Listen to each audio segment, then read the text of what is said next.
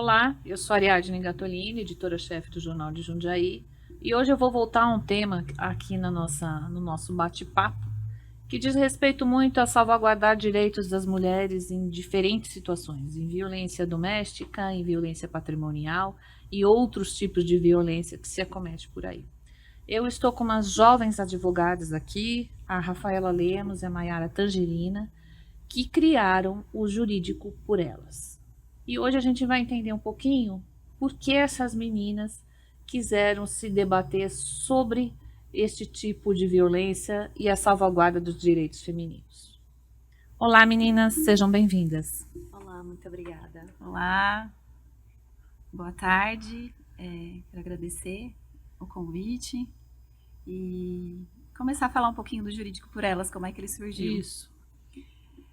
Eu sou advogada especialista em Direito de Família e Sucessões e a doutora Maiara é especialista em Direito Penal. E com o passar do tempo, a gente começou a atender várias mulheres em conjunto e a gente percebeu que isso virou praticamente uma constância. Não tinha divórcio, via de regra, sem algum tipo de violência. E também muito difícil acontecer algum tipo de violência sem uma ruptura do relacionamento. Uhum. Então, comecei a atender algumas mulheres de várias faixas etárias, pessoas mais velhas, mais jovens, e percebia que elas tinham em comum a falta de informação. E fiquei muito incomodada com isso e eu falei assim, bom, preciso fazer alguma coisa para chegar até elas. E aí a gente começou a perceber que a gente conseguia ter o acesso pelas redes sociais, né? De levar dados, estatística, informação, jurisprudência, enfim, para que a gente atingisse essas mulheres e elas pudessem saber o que elas podiam buscar e também se inteirassem das questões de direitos da mulher, né? Então, não sei se a Mayara quer falar também, mas eu tava dormindo um dia, daí eu falei assim, eu falei assim, eu preciso criar um projeto que chama Jurídico por Elas. Então, acordei e falei, Mayara, tô com uma ideia, vamos implementar, né? Aí eu falei assim, acho que a gente tem tudo para fazer acontecer, porque a gente vê que Jundiaí é muito carente, né? Então, dentro do nosso escopo de trabalho, eu falei, a gente pode tentar atingir o maior número de mulheres, né? Agora, Maiara, por que penal? Essa é a grande questão, né? Vocês estão falando, eu fico pensando, gente, mas não pode ter um divórcio amigável, que não porque se você está me falando que você precisava de uma advogada penal, é porque existe um crime. Exatamente. Então eu quero que você me explique quais são esses crimes cometidos aí durante o casamento. Claro. O que nós acabávamos observando, que é uma infeliz coincidência e que nós vemos na maioria esmagadora dos casos, é que partia-se então de uma finalização de um relacionamento ou até, inclusive, em alguma dúvida ainda na constância desse relacionamento, em que as mulheres precisavam realmente desse tipo de informação, porque a violência física, por exemplo, que é algo muito mais exacerbado, isso todo mundo sabe que é uma violência, isso a maioria das pessoas sabe que ali vai ter algum reflexo de algum crime. Mas o que nós começamos a notar é que realmente dentro ali dos relacionamentos ou até de outro tipo de convivência, existiam outras formas de violência que a gente já tem essa previsão pela Lei Maria da Penha, desde 2006, a previsão expressa de formas de violência, por exemplo, e aí a gente pode conversar um pouco mais, por exemplo, uma violência psicológica, uma violência moral, e que as mulheres efetivamente não sabiam nem que já estavam inseridas nesse contexto, porque talvez a violência realmente física é quando a mulher já sabe no auge um sofrimento. É mais nítido, né? Mas que talvez ela já vem realmente há anos sofrendo ou amigos sofrendo e que ela nunca se deparou com essa denominação de que ela já está inserida nesse contexto. Então é justamente, né, como a gente diz do projeto, o conhecimento é poder. Então, para a gente poder trazer quanto mais conhecimento para essas mulheres, para que elas vejam antes de efetivamente chegar no meu escopo, que seria da esfera criminal. Talvez já conseguir sinalizar e entender que ela está num contexto de violência para que ela possa ali trazer outras formas de tratamento para que ela consiga sair, para que não chegue a efetivamente ser vítima de um crime.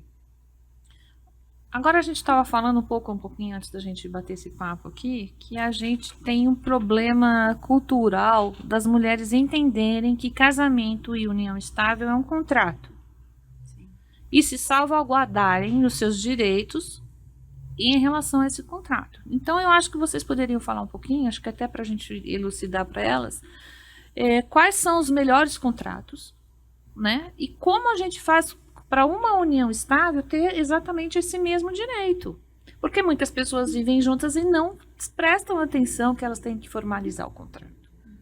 Então, fala um pouquinho para a gente sobre isso. Eu não vou falar o melhor. Eu vou falar que cada família pode eleger o seu regime de bens, por exemplo. Uhum. Então, o ideal é que o casal discuta o regime Antes de bens casar, né? antes de casar.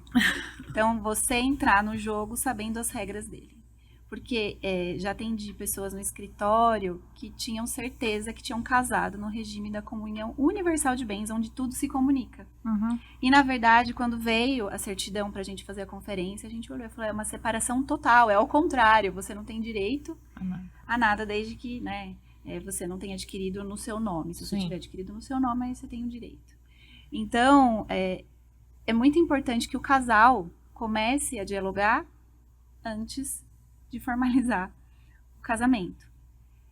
Com relação à união estável, a grande dificuldade que a gente tem hoje é de saber quando que começa a união estável, porque uma pessoa pode achar que é um namoro e a outra pessoa pode achar que já está vivendo como namorado, né?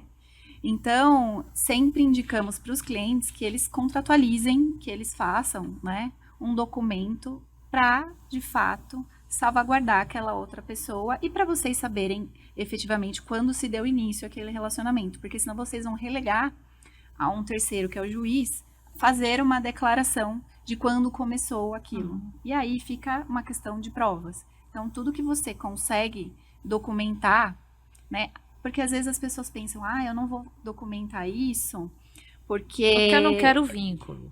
Não quer o vínculo e também Não é porque obrigação. você... Na verdade, as pessoas sempre acham que elas vão separar. E elas nunca pensam que elas podem falecer. Sim. E aí você vai deixar aquele seu companheiro sem nenhum respaldo perante ao INSS, Sim, herança. enfim, herança, seguro de vida. Então, você tem que tentar, né? Porque às vezes a gente tem pessoas que vivem em união estável que a gente fala que é um ato-fato jurídico. Você não consegue, porque na pandemia, por exemplo, várias pessoas foram morar juntas e isso acabou, de fato, acontecendo e as pessoas começaram a conviver sem muita reflexão. Então, se você for morar com alguém, né, se você pretende constituir uma família com aquela pessoa, o ideal é que vocês contratualizem isso, porque senão vocês vão ficar numa briga no judiciário para saber quando começou. Quando acabou, às vezes é fácil, porque é quando a pessoa sai de casa. Mas e quando começou? Às vezes começou lá em 2020, e aí você começa a falar que de 2020 a 2022, por exemplo, você estava só namorando, mas vivendo junto. Então, daí você tem que entender se vai se enquadrar em todos os requisitos, né, da união estável. Então, fica numa discussão e você pode antecipar isso para você não ter que discutir no judiciário, né? Abreviar isso. Você acha que as mulheres deveriam conversar com as suas próprias advogadas ou advogados Sim, com antes de certeza. casar? Porque é o seguinte, também ela pode pensar que assinou uma coisa e não assinou. Sim. Ou então o futuro marido impor uma Com condição. certeza. O ideal é que você tenha um apoio respaldo jurídico, jurídico, né? claro. Porque você pode, por exemplo, fazer um pacto antinupcial quando você for Sim. fazer um casamento, né? Então, você pode estabelecer inúmeras regras dentro do casamento. Se você... Até religião você pode colocar o que a prole vai seguir, né? Para você evitar discussões durante o casamento. Então, se você também já está entrando num casamento, sabendo, norteado com aquilo que você vai viver, então, tá na regra. Então, se você tem, né, estabelecido algo com aquela pessoa, você vai cobrar dentro do casamento. Não é uma coisa que vocês vão começar a discutir quando vivenciar aquilo, né? Então, evita muitos conflitos. E o pacto antinupcial, ele é um norteador, com certeza, dentro do casamento. Agora, Mayara, vamos falar um pouco sobre essas violências que acontecem durante essas uniões ou casamentos? Sim. A Lei Maria da Penha nos trouxe, então, formas de violência. Então, formas de violência que podem ser violência física, que é a mais comum. A violência, mais comum que eu digo, né? Que nós A gente sabemos sabe mais que mais, existe. né? É. Mas a violência psicológica também. A violência moral. A violência patrimonial, que eu acho que é interessante nós conversarmos um pouco. E também a violência sexual. Por exemplo, algo no sentido de inibir direitos sexuais reprodutivos dessa mulher também é uma forma de violência sexual. É importante a mulher saber que o não é não ainda dentro do casamento.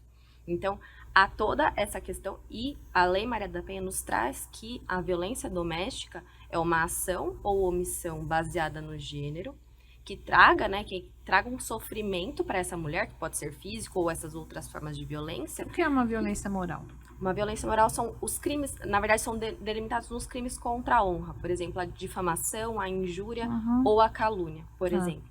Se diferencia da violência psicológica quando ele traz naquele âmago da mulher o sofrimento no psicológico dessa mulher. Essa é a diferença entre a moral e a psicológica. Mas isso também, não somente numa relação ali de casamento, também numa relação íntima de afeto. Então, se aplica também a um namoro, por exemplo, como também a relações familiares. Então, de um pai com uma filha, de um irmão com uma irmã, independente da coabitação. Mas isso, nós estamos falando de gênero feminino aí. Gênero feminino.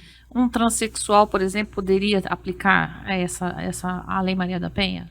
As últimas decisões vêm nos norteando nesse sentido. Foi recentemente até decidido pelo STJ de que a Lei Maria da Penha ela é sim aplicável aos transexuais. Agora, por que tanta violência? Vocês acham que ela sempre existiu e não era qualificada? Ou que agora nós estamos completamente doidos mesmo e os homens estão matando mais as mulheres, que é isso que a gente vê diariamente aqui no jornal? Ou as mulheres estão tendo um despertar pelos seus direitos? O que vocês sentem no dia a dia de vocês? Eu sinto que existe mais denúncia. Apesar de haver a subnotificação, nem Sim. toda mulher que sofre uma violência ela vai denunciar. Eu acredito que a gente tenta, né, acreditar que as mulheres estão mais empoderadas no sentido de reconhecer seus direitos e buscarem.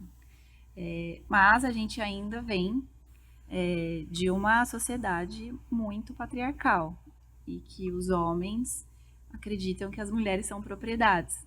E isso, né, são séculos de machismo. Até Né? 1950, né, acho que tinha essa lei. E a gente até estava conversando aqui antes que eu acho que tem um movimento que eu acho que é ruim, né? Que, por exemplo, hoje está muito em alta a esposa troféu, a mulher que deixa de trabalhar para ficar só cuidando da família e da casa. Sim, de maridos ricos que podem dar suporte, né? Sim, o grande problema que eu visualizo dentro do escritório todos os dias, e todos os dias mesmo, são as mulheres que abandonam 100% a sua formação e o seu trabalho para cuidar, né, dos filhos. Às vezes nem filhos têm, só para cuidar do marido mesmo. E aí, de fato, o casamento acaba pelo divórcio ou pela morte, uma hora ele acaba, elas ficam sem renda. Então, isso é muito comum. E aí, você fica totalmente na dependência de uma pessoa e o tribunal hoje tem entendido que as mulheres têm direito à pensão, estou falando via de regra, tá? Tem algumas exceções, claro, depende da idade, da condição de saúde, mas a regra é de 6 meses a 2 anos uma pensão alimentícia fixada hoje. Ou seja, é um período para a mulher se recolocar no mercado de trabalho. Então, como é muito difícil, 6 meses a 2... Assim, às vezes tem uma mulher de 55 anos, 60 anos, que ficou 30 anos fora do mercado. Sim. Como é que o tribunal vai conseguir, né? Vai falar que ela vai conseguir se recolocar entre 6 meses e 2 anos. Talvez assim. esse tempo seja só a atualização que ela precisa para que então possa iniciar. Então, eu sempre falo que as mulheres, claro, tem pessoas que são muito ricas, mas mesmo assim você tem que tomar muito cuidado, porque às vezes o patrimônio é desviado e a hora do divórcio você tem muita dificuldade em achar, né, em rastrear esse patrimônio, de não abandonar suas carreiras, de não abandonar a sua renda. Independência financeira. Ter uma independência financeira, não precisa, né, talvez ser a pessoa que mais ganha dinheiro no mundo, mas tenha uma renda que depois você consiga se recolocar Sim. e ter, pelo menos para sua subsistência. Sim.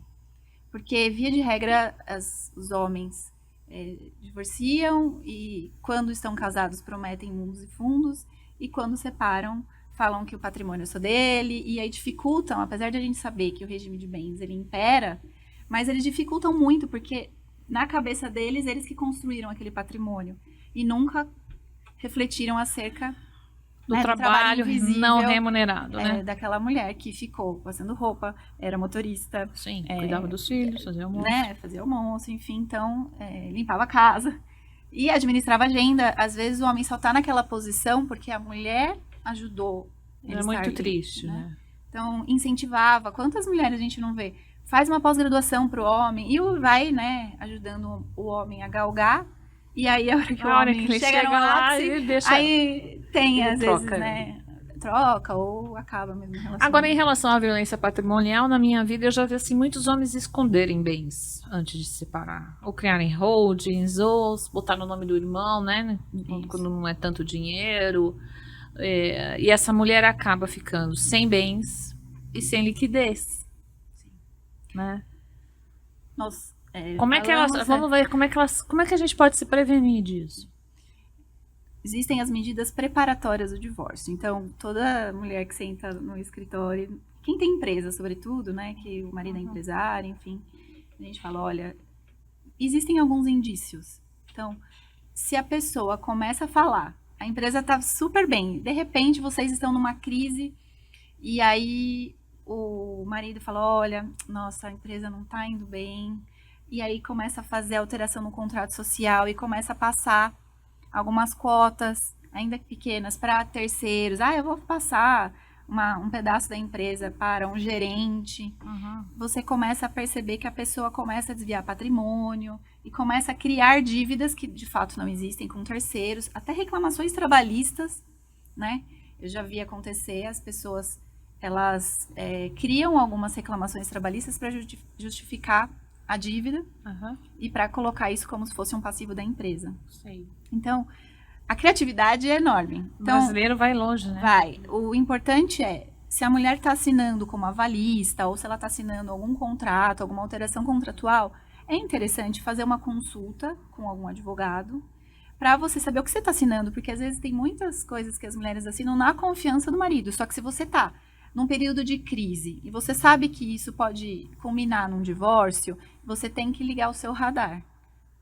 Então, Não, mas mesmo que não tenha do divórcio, Não, você não, tem que mesmo que salvaguardar não. seu patrimônio, né? O Sim, patrimônio é construído mas por tudo. sobretudo, eu quero dizer que, sobretudo quando você está numa crise no seu relacionamento, você tem que começar a olhar com outros olhos. Então, se você eu já tive caso que o marido falou assim, a gente vai fazer o divórcio, a gente é casado na comunhão universal, a gente vai fazer o divórcio, a gente faz a partilha. A mulher, de fato, não ficou com nada, fez a partilha e depois fez um divórcio com separação total.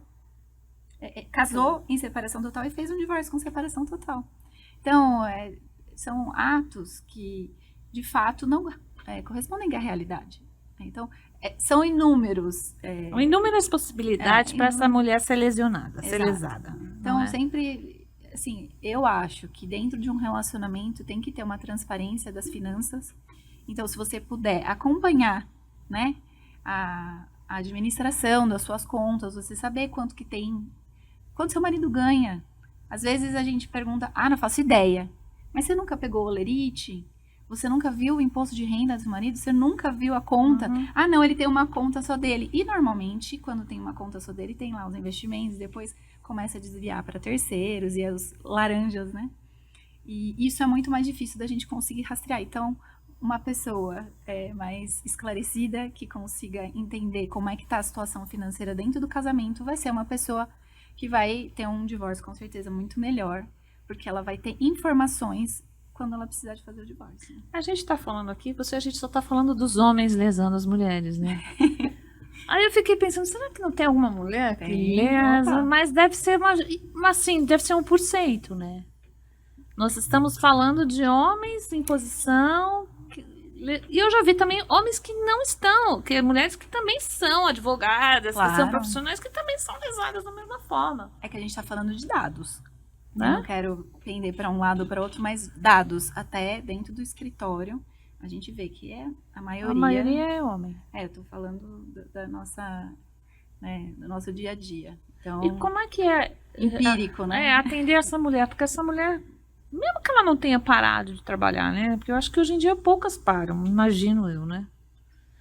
Como é que é atender essa mulher que tá, ela, na verdade, ela tá se sentindo traída de todas as formas, né? Não, mesmo que tenha uma traição, não, ela tá sendo, foi uma relação desonesta, né? E como é que você fala assim pra ela, olha, vamos parar, pensar e vamos ver o que é melhor pra você, porque muitas delas, eu tenho amigas que falaram assim, ó, fica com tudo que eu não quero mais nada de você.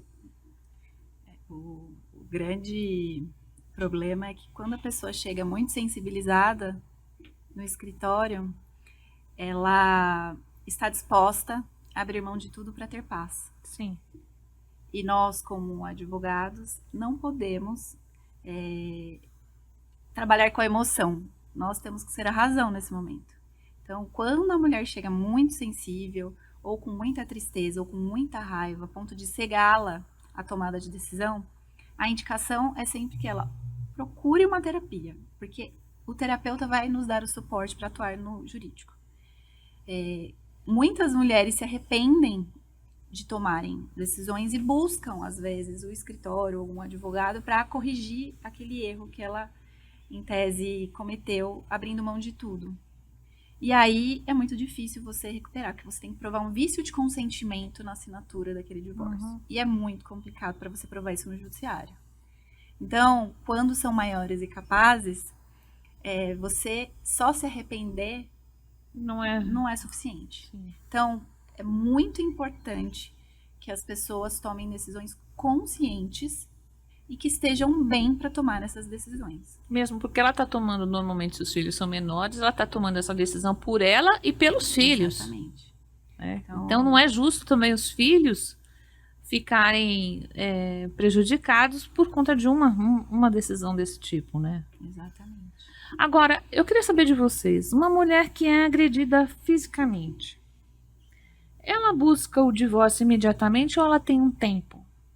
Como é que vocês veem isso? Ou é recorrente essa agressão física? Como é isso? Infelizmente, aqui é do divórcio, a Rafaela pode dizer melhor, mas infelizmente nós vemos o ciclo de violência praticamente em todos esses casos que culminam. Porque eu trabalho no âmbito criminal, então o meu já chega na última fase. Por quê? Nós temos ali o início, que a gente denomina de fase de tensão, que é o início ali, literalmente, dessa tensão no casamento. Então, onde tem realmente um xingamento, ali os ânimos um pouco mais exaltados, começa às vezes uma manipulação de silêncio, enfim, a gente já visualiza realmente esse início de tensão que pode perdurar por anos até que ele avance. E aí ele avança geralmente para essa fase de explosão, que são os atos efetivamente de violência, e geralmente aí a violência física, então empurrão, apertão, até um sufocamento, algo mais grave. E vem, geralmente, na maioria esmagadora dos casos, o último degrau aí que a gente chama de fase da lua de mel. Então, há aquela reconciliação, quase sempre há um pedido de desculpas, Sim. a frase, né, de que vou mudar, nunca mais vou fazer, e o problema é que isso é cíclico. Então, o que nós acabamos vendo aqui, normalmente, fica por pouco período de tempo, essa fase da lua de mel, e aí volta para o aumento de tensão, agressividade com atos de violência, e volta para essa lua de mel. Até que a gente chega na escalada, que é o ápice, que é efetivamente o feminicídio, que é realmente um ato de violência que ou vem e atenta-se contra a vida efetivamente dessa mulher, ou efetivamente, infelizmente, E é muito finaliza. difícil que as mulheres se conscientizem que elas estão nesses ciclos e que elas vão ser mortas. Sim. Elas não saem antes, elas não tomam atitude antes. Porque antes de chegar na violência física, via de regra, ela já passou por todos os tipos de violência. Então, a ameaça, que é a violência psicológica, às vezes quebra um telefone, né, joga alguma coisa na Um televisão, copo na parede. joga um copo. Então, daí tem a violência patrimonial, retém documentos. Você não vai sair, ou o próprio homem quer administrar o salário da mulher, Hum. com o que vai gastar, o que não vai gastar. E então ela vai perpassando por essas violências até chegar na física e muitas vezes se sentem envergonhadas por conta daquilo que estão Ou passando, né? o cara fala que ela é a responsável, né? Eu já ouvi muito disso. Você que é lógico. responsável de me Você tirar. me deixou assim. Você me deixou assim. Olha o que eu faço. É. Né? Olha o que você fez eu fazer. Isso. É. Então, e é uma coisa que a gente tem que desmistificar, porque a mulher, ela nunca vai ser a culpada. Nunca vai ser a culpada. E ela precisa ter a rede de apoio para poder conseguir denunciar. E às vezes ter uma amiga que dê suporte. Então nós precisamos também ser essas pessoas, Sororidade, das nossas né? amigas. Exatamente. Aquilo que nós vemos muito, que é um reflexo da cultura patriarcal de rede de apoio, que era aquele jaguar, linguagem popular, que falava-se que em briga de marido e mulher não se mete a colher. né? Então, muitos casos, eles somente conseguem se barrar um feminicídio porque um vizinho ligou para a polícia. Sim. Porque um vizinho ouviu um pedido de socorro e aí não se calou. E aí ligou para o porteiro ligar, e aí não se atende um telefone, por exemplo, e aí ele consegue ligar para a polícia e aquela mulher já estava quase sendo morta. Então é muito importante que realmente forme-se essa rede de apoio para que as pessoas se conscientizem e vejam, no mínimo, com informação. Às vezes uma amiga sua, uma conhecida sua, alguém com quem você trabalha, precisa ser sinalizada de que isso vai acabar muito mal. Sinalizado que isso é um crime. Agora eu quero falar com você, que é da criminal, assim, esse homem, eu já ouvi N relatos das meninas que são patrulhas Maria da Penha, de delegadas, que quando ele chega, né, pegaram ele em flagrante na agressão, por exemplo, ele fica quietinho, ele amiúda, né? Ele entende que ali ele tem uma autoridade que é outra mulher, às vezes, que não é mulher dele. Então ele fica quieto e fala assim, opa, né, me pegaram. Agora, eu quero que você fale, Mayara, qual é o crime que esse homem comete e quais são as sanções para ele? Ele vai preso? Se ele está em flagrante, ele vai preso. Se ele é recorrente... Quer dizer, ele tá lidando dentro de casa com uma situação em que ele nunca mais pode mais viver em sociedade se ele for pego. Então, ele tem consciência disso? Qual a punibilidade desse homem? Então, nós precisamos ver, efetivamente, no caso concreto, o que efetivamente aconteceu. Então, nós podemos, por exemplo, ter um crime de lesão corporal, um crime realmente atentado contra a vida, então uma tentativa de um feminicídio, ou efetivamente um feminicídio, ou a gente pode ter aqui o que antigamente, até essa última alteração que teve, que era muito menor, por exemplo, somente um crime de ameaça. Então, somente ameaçar aquela pessoa, aquela mulher, de um mal injusto e grave. Atualmente, essa pena ela já está sendo aplicada para contextos de violência doméstica em dobro, e não há mais a possibilidade porque antigamente a vítima precisava representar, então dizer Sim, que queria delas não ver aquela representavam, eu pessoa lembro dessa fase. processado. Então, atualmente, se essa pessoa é levada em flagrante, ou, por exemplo, essa vítima chega até uma delegacia de polícia, não há mais a necessidade de representação, porque o que antigamente acontecia muito é que chegava no momento do registro de ocorrência, da lavratura do auto Sim. de prisão em flagrante, e quando um delegado, uma delegada iria informá-la a respeito disso e tinha que fazer o questionamento, você quer processá-lo criminalmente? A vítima se sentia coagida, refletia um pouco, pensava, não, agora ele já está mais calmo, porque estava ali na cela ou alguma coisa nesse sentido, e se inibia realmente de fazer algo nesse sentido. E aí saíam os dois, às vezes, de mãos dadas, e a próxima volta ali nessa delegacia, infelizmente, eram seus familiares já com aquela ameaça de meses anteriores, Sim, já efetivamente trazendo ela concretizada. Atualmente não há mais essa possibilidade, essa necessidade de representação. Então é o seguinte, homens, né? Eu acho que também os recados que a gente tem que dar é o seguinte, vocês vão ser punidos. Não é mais um crime que se deixa entre quatro paredes. Existe punibilidade. E o mais importante é a mulher entender que o homem que comete violência, ele não é visto na sociedade como um monstro. Ele é muitas vezes o Lorde. Normalmente. Ele é muitas vezes o príncipe encantado. Sim. E aí ele só faz isso em 4 paredes. Sim. Então, não, precisa entender que qualquer pessoa é capaz de cometer esse tipo de violência. Não é só uma pessoa que você tem um estereótipo. Não tem. Porque a gente também estava discutindo aqui, antes da gente começar, o estereótipo do príncipe encantado, né? Não, mas o príncipe jamais vai me fazer uma violação patrimonial. O meu príncipe jamais vai ter outra mulher. Ou o meu príncipe jamais vai fazer... As mulheres ainda se baseiam em fantasias do jamais. E a vida real que vocês pegam, e eu também pego aqui no jornal, que não é absolutamente errada essa concepção. Né? Os príncipes também cometem crimes, gente, né? É o que nós falamos, o violador, ele não tem um estereótipo, ele não tem a cara, ele Sim. não tem classe social, Não. ele não tem raça, ele não tem cor.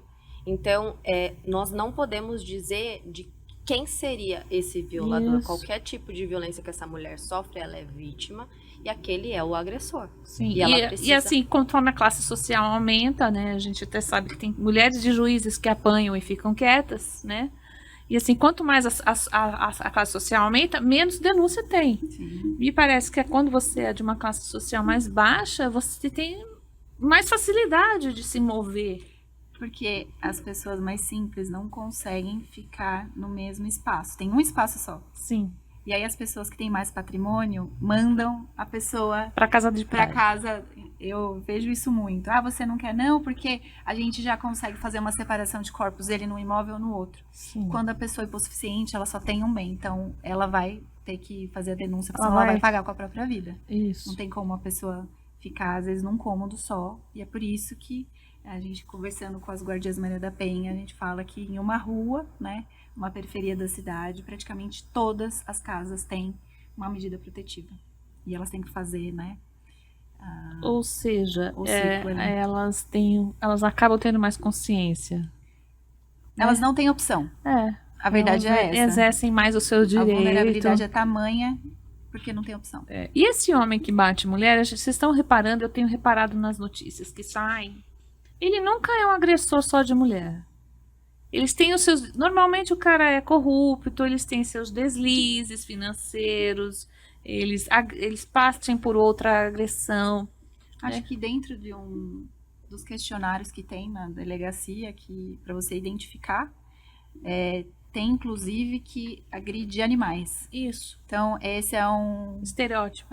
Então, você tem que ficar com a antena muito ligada, porque às vezes o príncipe encantado, nos 6 primeiros meses, depois converte num agressor. Então, se você percebe, né, dentro desses requisitos aí, se você visualiza, tem que ligar uma anteninha, né? Meninas, e quem quiser seguir vocês e receber orientações, qual é o Instagram? O meu é Rafa com PH Delemos e o nosso perfil é Por Elas Jurídico. E o meu é Maiara Tangerina. Então, meninas, escutem as nossas advogadas, sejam conscientes por vocês, pelas suas filhas, pelas suas vizinhas e fiquem aqui conosco no portal jj.com.br. Até mais.